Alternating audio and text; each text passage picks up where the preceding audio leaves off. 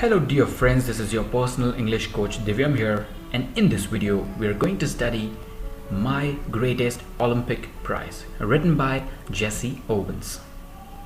American Jesse Owens tells his stunning Olympic story about putting differences aside for the love of games. So, from this line you can already make out that Jesse Owens is letting us know an autobiographical account or an autobiographical story about what happened once upon a time in Berlin.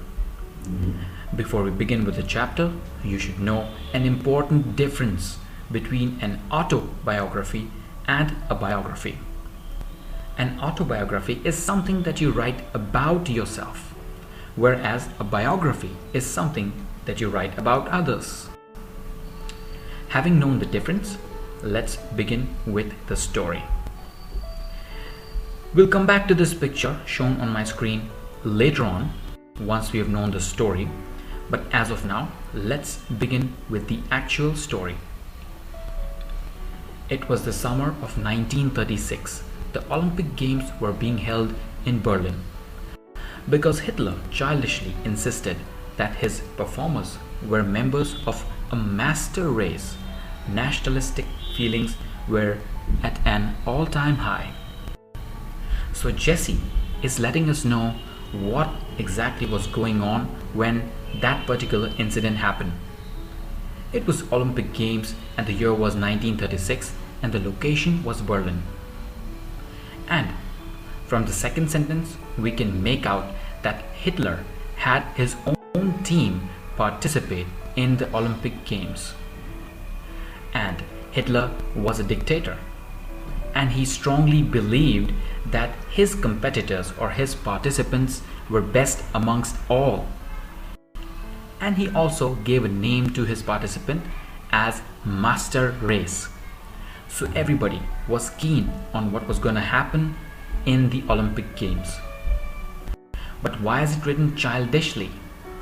Because he might not have thought too much when he tagged the performers as someone who belonged to the master race. I wasn't too worried about all this. I had trained, sweated and disciplined myself for 6 years with the games in mind. So Jesse Owens had participated in the Olympic Games, and to win he had practiced very hard for 6 long years. The only intention was to win as many medals as he can in this game. While I was going over on the boat, all I could think about was taking home 1 or 2 of those gold medals. So while he was traveling to Berlin, where the Olympic Games were gonna be held, all he could think about is winning and winning as many medals as he could, because he had worked very hard to win in the Berlin Olympics. I had my eyes especially on the running board jumps. Now friends, what is a running board jump? As you can see on my screen, it's Jesse Owens himself. All you have to do is run on this particular ground. There will be a board which will help you to jump, and you have to jump as far as you can. So this is a running board jump, and Jesse Owens is trying to tell us that I had practiced for the running board jump very hard. A year before, a sophomore at Ohio State University, I had set the world's record of 26 feet 8 inches. Everyone kind of expected me to win that Olympic event hands down. Friends, there are a couple of difficult words you should take a note of. So, what is a sophomore? Sophomore is a second-year university or high school student. And what is the meaning of hands down? Easily and decisively. So, while Jesse Owens was in second year in Ohio State University, he had participated in one of the games where he had already set the world record of 26 feet 8 1/4 inches. And everybody knew about him, and so everyone thought that Jesse is gonna win at Olympics easily. I was in for a surprise. When the time came for the board jump trials, I was startled to see a tall boy hitting the pit at almost 26 feet on his practice leaps. So, when Jesse reached the spot where he had to practice a day before the actual event, Jesse couldn't believe his eyes, because there was one particular tall guy who was breaking Jesse's record or exceeding his mark in just practice leaps. So Jesse was surprised at this. He couldn't really believe how someone could actually perform so well in just the trials, or we can say practice leaps. He turned out to be a German named Luz Long. I was told that Hitler had kept him under wraps, evidently hoping to win the jump with him. So, who was that particular guy? Who was that tall guy who was exceeding Jesse's records? Evidently, he belonged to Hitler's community, and his name was Luz Long. And people told Jesse that Hitler had kept the best participant under the wraps. Now friends, this is another idiom that you should take a note of. Kept him under wraps means keep secret. So Hitler wanted to use his best participants during the game and not before that. So Jesse knew about this, and Hitler, because he wanted Luz Long to win, had launched him only during the Olympic Games. I guess that if Long won, it would add some new support to Nazi Aryan superiority theory. So there was this theory or concept going in rounds during those days. People believed that because the performers belonged to Hitler and his race, they were superior than others. This was a superstition. This was a wrong notion that everybody had. And Jesse thought that if this tall guy would win, people would say that, hey, he belonged to Hitler, and obviously Hitler's race is powerful. After all, I am a Negro. What is the meaning of Negro? Negro is a member of dark-skinned group of peoples originally native to Africa and south of Sahara. A little hot under the collar about Hitler's ways, I determined to go out there and really show their Führer and his master race, who was superior and who wasn't. So, Jesse was a Negro. He was a black guy who came right from Africa, or whose roots were in Africa.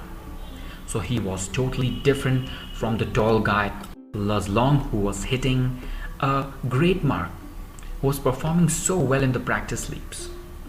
Another idiom here, it's little hot under the collar. What is the meaning of little hot under the collar? It is embarrassed or angry about something. A little hot under the collar about Hitler's ways, which means Jesse was embarrassed by the way Hitler was ruling his country, Germany. He was actually angry at Hitler's ways of ruling Germany. So Jesse determined that he will show Hitler who was best and who wasn't. So this was kind of a revenge or an avengeful feeling that Jesse had. But friends, what is the meaning of der Führer? Der Führer is a German term which is also known as a leader. So Jesse had made up his mind, and he wanted to show Hitler who's best and who wasn't. So by this paragraph, we can easily say that Jesse Owens was angry.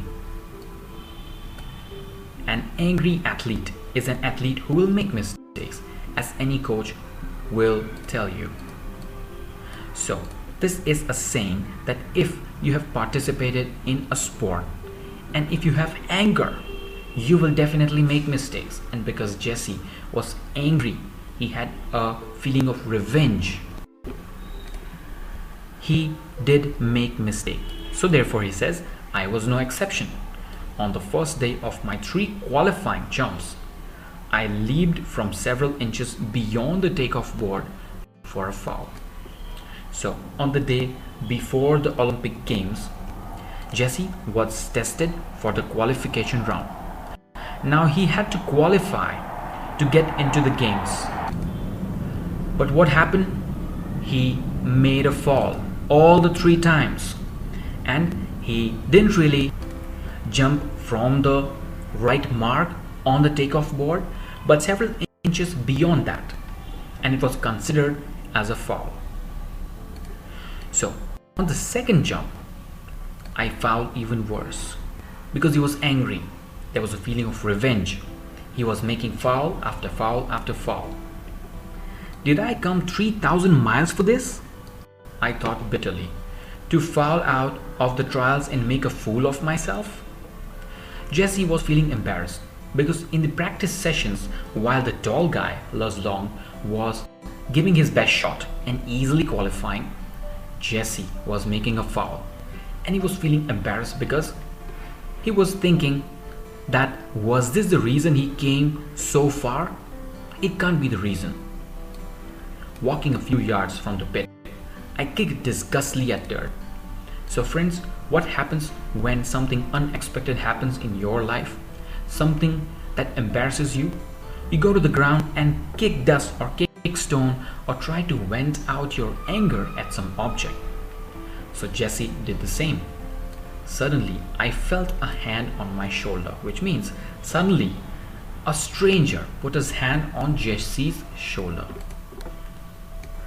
I turned to look into the friendly blue eyes of the tall German board jumper. So it's the same person who was qualifying easily. So if somebody puts a hand on your shoulder, you look back to see who is that. So Jesse looked back on his face, and first thing he saw was a person showing some kind of friendly expression, friendly gestures, and that person had blue eyes, and he belonged to Hitler's race. And it turns out that this guy was a competitor who would give a tough competition to Jesse because he was easily qualifying. He had easily qualified for the finals on his first attempt. He offered me a firm handshake. Now, this guy was observing Jesse from a distance. How Jesse was making a foul at his practice sessions, and how Jesse was embarrassed by all of this. So therefore, he had come for some help. Jesse Owens, I'm Luz Long. I don't think we've met. He spoke English well, though with a German twist to it. Now, as he belonged to Germany, he had a different native language, but he still managed to speak English with a little bit of German accent added to it. He knew Jesse Owens and he introduced himself. He said, I was Luz Long. And he said, we've never met before. This is the first time we are meeting. Glad to meet you, Jesse said. Then, trying to hide my nervousness, I added, how are you? I'm fine. The question is, how are you? What do you mean? I asked. Something must be eating you, he said, proud the way foreigners are when they've mastered a bit of American slang. You should be able to qualify with your eyes closed. Luz Long knew that Jesse Owens had broken a world record. So he had kept Jesse Owens in his mind. And while he was introducing himself, he said, how can you make a fall? You're the person who should qualify the board jump with your eyes closed. You should be the master of this game. And with a little bit of American slang, he said, "You should be able to qualify this. Why are you making mistakes?" "Believe me, I know it," I told him, and it felt good to say that to someone. So Jesse said, "I am determined. I know I can do it. I'm not sure why I'm making a foul at this moment." And when he said that, he felt so good. For the next few minutes, we walked together because now there was a little bit of friendship develop, because Luz Long watched Jesse getting embarrassed and he could understand his situation, and he went to shake his hand and to talk. I didn't tell Long what was eating me, but he seemed to understand my anger. So friends, what was actually eating Jesse? It was the feeling that Hitler had for his competitors. And so he was angry, and that actually was eating Jesse. But he didn't really tell Long, because Long belonged to Hitler's race, or Aryan race. And he took pains to reassure me. Although he'd been schooled in Nazi youth movement, he didn't believe in the Aryan supremacy business any more than I did. So, although Long had been schooled in Nazi youth movement, so his schooling was done under Hitler and his school rules and regulations. But did he really believe in what Hitler believed, the Aryan supremacy race? No. Luz Long also did not believe in Aryan supremacy race, the thought that if you belong to Hitler, you're good. He did not believe all of this crap. And so Luz Long and Jesse were on the same page, because both of them really did not like Hitler's ideologies. We laughed over the fact that he hardly looked the part, though an inch taller than I. He had lean muscular frame, clear blue eyes, blonde hair, 7, and a striking handsome chiseled face. So they both laughed over the fact that Hitler is considering his competitors as great. And then Jesse has described Luz Long.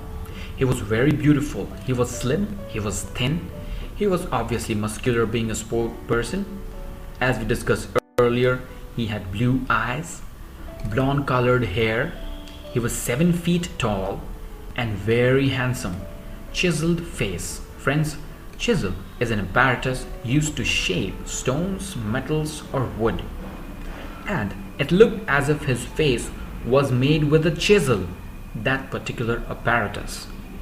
If you want, you can write down the meaning of chiseled face. Face carved out with a chisel. Finally, seeing that I had calmed down somewhat, he pointed to the takeoff board. So as soon as Luz Long approached Jesse, talked to him, shook his hand, talked about the Nazi youth movement and stuff, Jesse was cool and calm. His anger subsided. And when Luz Long thought that now he could give some tips or hints to Jesse, he pointed at the takeoff board. "Look," he said, "why don't you draw a line a few inches back of the board and aim at making your takeoff board from there? You'll be sure not to foul, and you certainly ought to jump far enough to qualify. What does it matter if you're not first in the trials? Tomorrow is what counts." So Luz Long has given a wonderful advice to his just-made friend Jesse. He says, right now you're targeting the jumping board and planning to take off from the jumping board. Don't do that. Just draw a line few inches before the jumping board and assume that you have to take off from the line and not the jumping board. By that, you'll definitely jump far across the ground and you will definitely qualify. And how does it matter if you're not first today? All you have to do is qualify, because we are just having trials, we are just having practice. So just qualify by the tip that I followed and you'll definitely be in for tomorrow. Suddenly, all the tension seemed to ebb out of my body as the truth of what he said hit me. Confidently, I drew a line a full foot in back of the board and proceeded to jump from there. I qualified with almost a foot to spare. So, this is what happens to you when you are in trouble. Somebody comes and gives you some advice, a piece of advice that can uplift you. Similar happens with Jesse. When Luz Long gives him a nice advice, Jesse seems to have calmed down. And here is another idiom that you should learn: to ebb out of, meaning flow back or recede, which means the tension had almost died. Now Jesse had a relaxed state of mind and he was almost ready to do what Luz Long had asked him to or advised him to. Now he was confident enough and he did exactly what Luz Long said. He drew a line a full foot in the back of the board, which means a foot before the board, and then proceeded to jump from there. And he qualified with almost a foot left on the ground, jumping ground. And he was very happy about it. So he kept trust on Luz Long and believed what he said and followed his advice to get good results. That night I walked over to Luz Long's room in the Olympic Village to thank him. I knew that if it hadn't been for him, I probably wouldn't be jumping in the finals the following day. We sat in his quarters and talked for 2 hours about the track and fields, yourselves, the world situation, a dozen of other things. So we already know that Jesse and Luz were friends now, because the golden advice given by Luz helped Jesse to qualify. If Jesse had not qualified, would he be able to compete in Olympics? Not at all. So this made the friendship more stronger and informal as well, because Jesse walked over to Luz Long's room, which was situated in Olympic Village, to thank him. Thank you, Luz, for giving a wonderful advice. Because of you, I qualified.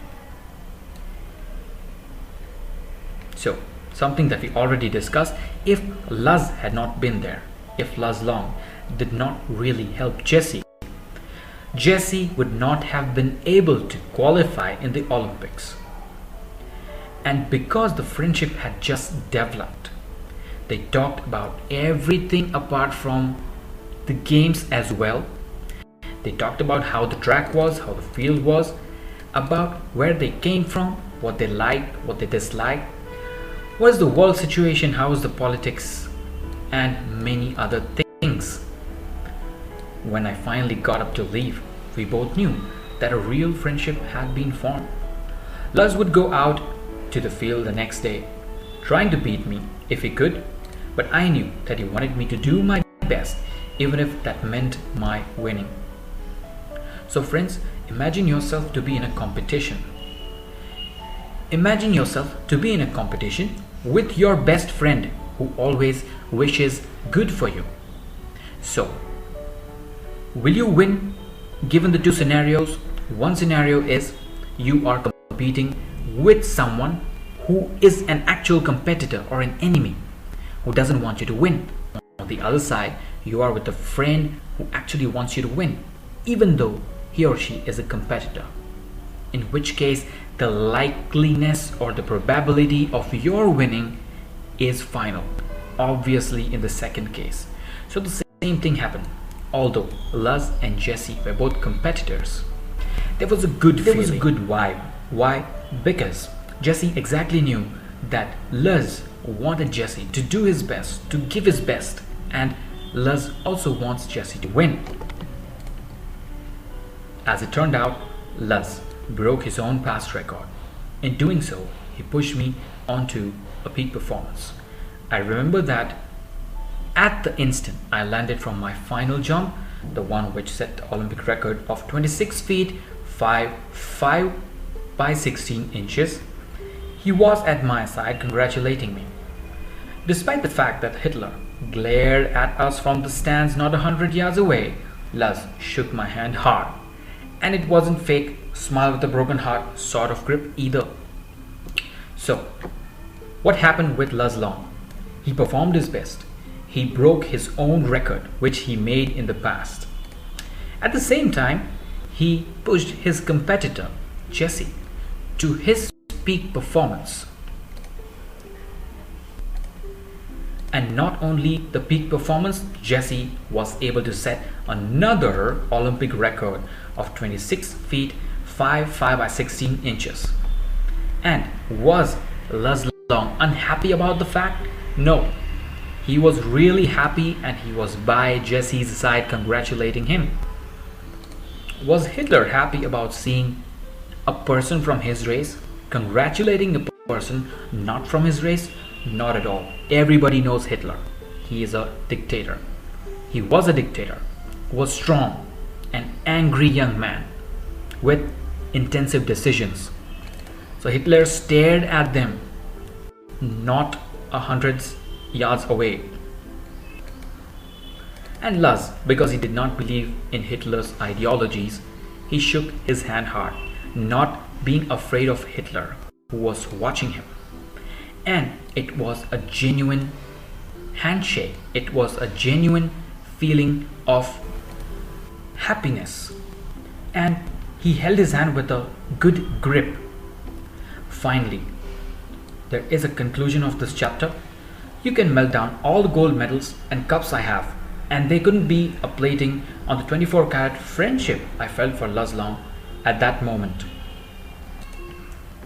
So Jesse is trying to tell us that the friendship that he made with Luz Long was far more valuable than the medals he won at Olympics. I realized then too that Luz was the epitome of what Pierre de Coubertin, founder of modern Olympic Games, must have had in mind when he said, "The most important thing in Olympic Games is not winning, but taking part. The essential thing in life is not conquering, but fighting well." So this is the moral of the story, which Jesse himself has put it down nicely. But here is a nice word that you can learn. Epitome is a person or quality that is perfect example of a particular quality or type. You can pause the video and write this word. So the story is a nice example of how a person can put his difference aside for the love of games. So we saw how Luz Long was from a different caste, different race, different country, but still he helped someone win. Before winding up with this chapter, I told you that we will come back to this image. So now it's pretty clear to you that this is a field. This guy is Adolf Hitler. You can make out from the little mustache under his nose.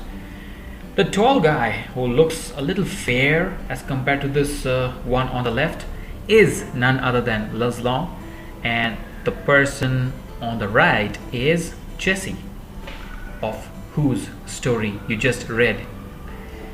Let's see the original picture of Luz Long and Jesse. So on the right is Jesse, whose chapter we just studied and understood, and on the left is Luz Long, a handsome guy, someone whose face looks as if it's made with a chisel. It's handsome, blue eyes, tall, 7 feet. So friends, I hope you've understood the story. If you did, do like and share it with your friends. Discuss about the chapter. Find out more about what happened in that Olympic Games.